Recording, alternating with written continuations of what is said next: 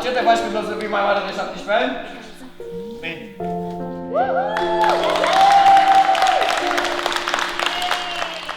Nevoie de a ajuta, mă simt cumva că asta trebuie să fac. Asta din totdeauna, nici nu m-am gândit la altceva, la o altă meserie sau... De la clasa 1, de când ne-a întrebat doamna învățătoare ce vreți să deveniți, primul cuvânt a fost medic.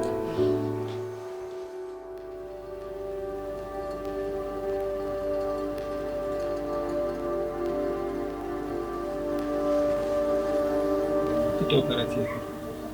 Păi nici nu mai știu număr, în jur de 30-40, cam așa.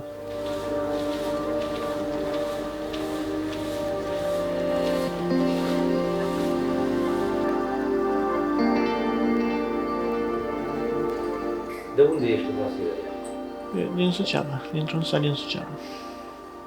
Margine se numește. La vârsta de 2 ani am tras de pe o sobă o oală cu apă, a căzut jos, apă fierbinte, am stat în abur pe vreme,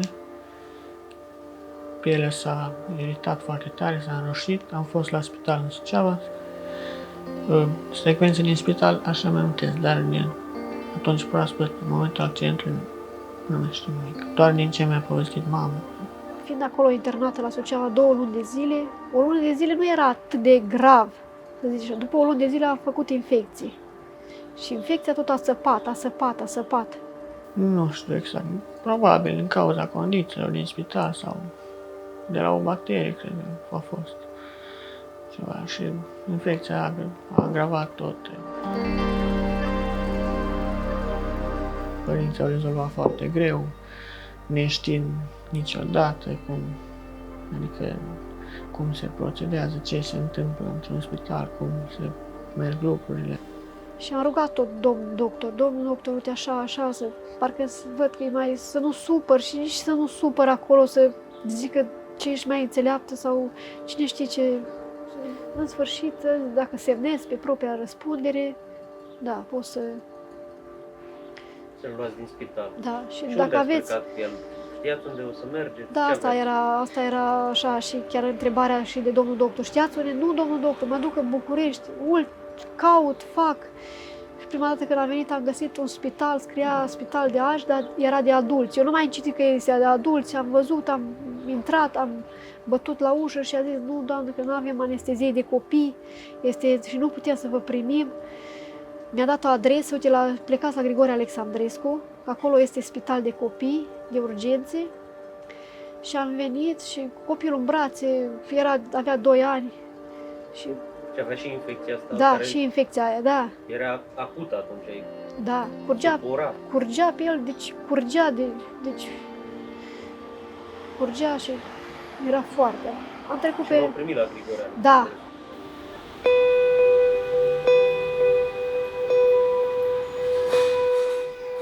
A apărut o doamnă deznădăjduită, cu un copil în brațe, un copil cu o arsură ieșit din comun de severă, cu jumătate de cap carbonizat. E adevărat că mama a fost decisivă, a considerat că nu se duce până la capăt și că nu-i fac ce trebuie.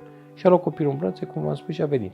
Am avut noroc că am întâlnit niște oameni deosebiți acolo și mi s-a spus că dacă veneam din prima, nu era infecție, adică nu se ajungea aici. Era aproape fără semn se rămâne. Întotdeauna îți pare rău când vezi pe cineva venind după o perioadă de timp, când știi că totuși noi eram specializați și nu făceam decât acest lucru.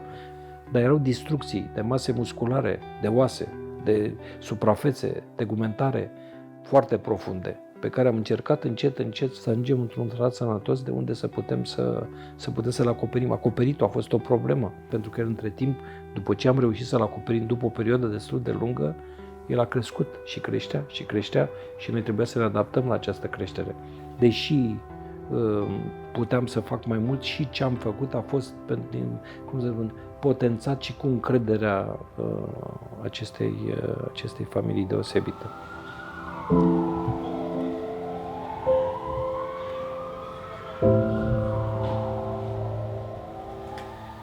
Cele mai multe amintiri le-am de aici, din spitalul din București, la Grigore Alexandrescu,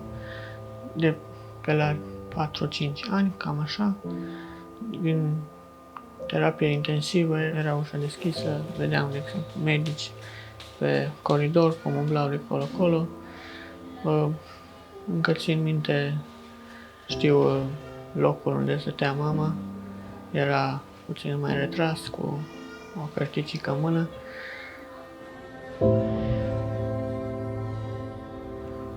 Și durerile le mai țin, le am, nu știu acum. Au fost câteva operații destul de dureroase. Era micuț, plângea pe autocar, nu aveam cu ce să-l transport, numai eu și el, așa. Plângea, de acolo lua un taxiu, să ajungem la spital. Se simțea bine cu copiii din salon, cu copiii tot cu probleme, se încurajau, las că o să treacă și altul spunea că îl doare, altul spunea că și pe mine și tot așa. Eram ca o familie în spital, stând atât de mult timp, mă cunoșteam cu toată lumea aproape, și cu domnul doctor și cu doamnele asistente.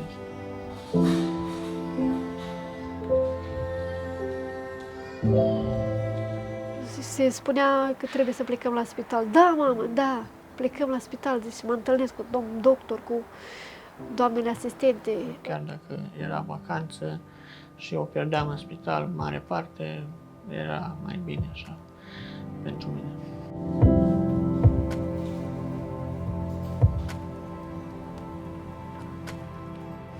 Dacă n-ar fi văzut el atâtea accidente și atâtea copilași care îndură, poate ca și el, nu-mi imaginez ce ar fi putut să facă. Stând foarte mult în spital și văzând tot ce fac medicii zi de zi, de aici am firipat dorința de a deveni medic. Da, foarte mult își dorește lucrul acesta, să fie medic, să ajungă, să poată ajuta și el, cum l-a ajutat și alții pe el. Chiar în spital s-a întâmplat și a zis, mamă, îmi doresc și eu foarte mult acest lucru să ajung. Zic, Doamne ajută, Vasilică.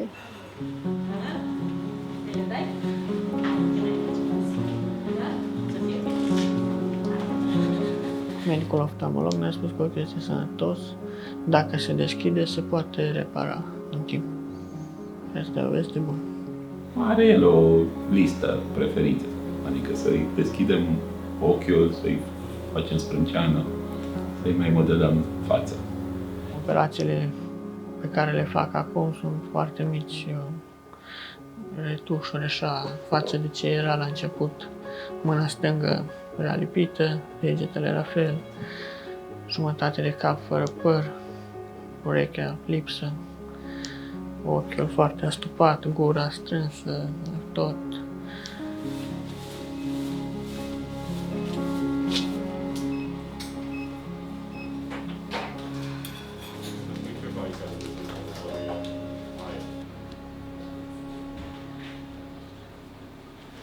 Mai aveți emoții? Aștept pe Vasilică să vedem ce...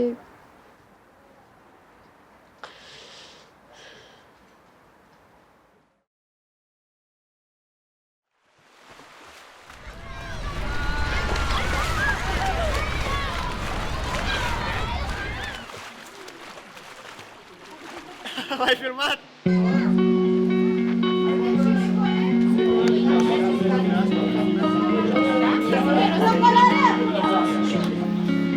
Da, este, nu știu, un loc așa aparte, nu știu, altfel de vindecare față de cea din spital.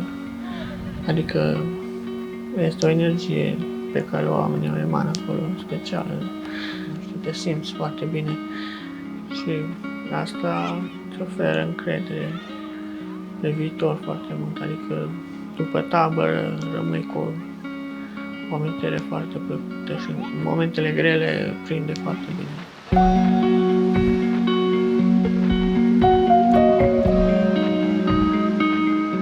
Îmi imaginam, în momentul în care i-am văzut fața, îmi imaginam ce durere a trebuit el să suporte și câtă putere îți trebuie să te privești din nou în oglindă când îți dai acele pansamente jos. Cumva el este recunoscător vieții, oamenilor pe care i-a întâlnit și oamenilor care au venit în contact cu el și l-au ajutat și cred că la rândul lui va schimba multe destine.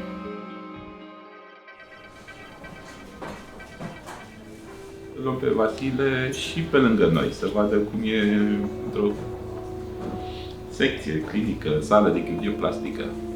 Și ne-a cucerit din prima. E cumințel, timid, așa, dar călare peste umerii noștri, l-am mai băgat și în sală. Mă așteptam, nu știu, să am emoții, adică pentru prima dată când o să văd. Am văzut pe internet, dar în realitate mă așteptam să fie ceva diferit și este ceva diferit, dar a fost foarte bine. La noi vin destui și elevi care se gândesc să dea la medicină și studenți care se gândesc după aceea la ce specialitate să facă și cam un fel dintre ei le e rău din prima, adică au o perioadă de leșin sau ne părăsesc așa ușor din timp. El n-a avut nicio problemă, și l-am luat la operații serioase. Când am văzut pacientul pe masă, mă gândeam cum eram eu în sala de operație și cum mă simțeam când eram eu acolo și acum ziceam, acum am ocazia să văd ce mi se întâmpla după ce adorm, după efectul anesteziei, să văd pentru prima dată ce se întâmpla acolo mai exact. Acum îmi doresc și mai tare să dau. Am găsit încă un motiv pentru a da la medicină.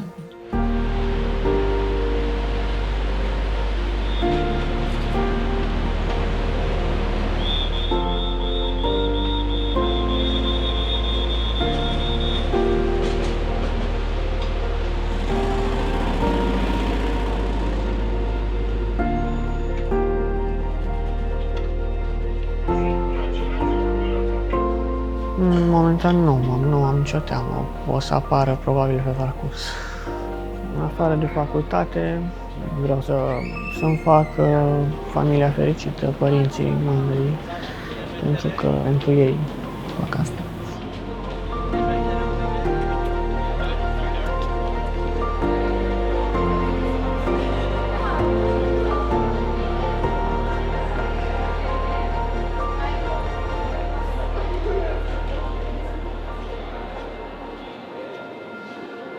Când am știut că s-a terminat și sunt intrat, gata, nu știu, mă simțeam așa fericit și liber în același timp. A fost cel mai fain sentiment pe care l-am trăit eu.